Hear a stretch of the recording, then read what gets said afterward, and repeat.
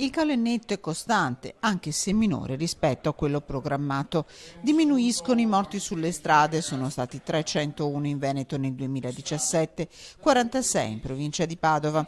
Un dato positivo, ma la strada è lunga. Positivo, ma non come tutti ci aspettiamo, nel senso che c'è stato nuovamente un calo di incidenti e di morti, però sono sempre troppi. Non è la velocità la causa principale degli incidenti, 7 su 10 sono dovuti alla distrazione da telefonino, al mancato rispetto delle distanze di sicurezza e dei segnali, ma il dito degli addetti ai lavori è puntato anche contro le infrastrutture. Sono 10 anni che non vengono fatte le manutenzioni ordinarie e straordinarie. C'è bisogno veramente di un grande sforzo per i prossimi anni, molto impegnativo, ma se non si fa veramente vedremo compromesso la nostra rete viaria, soprattutto quella provinciale e regionale. Al Veneto servono subito più di 350 milioni di euro per manutenzioni ordinarie e straordinarie.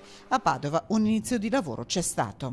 Noi abbiamo investito come amministrazione, ricordo, 17 milioni di euro, per cui stiamo facendo dei grossi lavori sulle strade e continueremo anche il prossimo anno.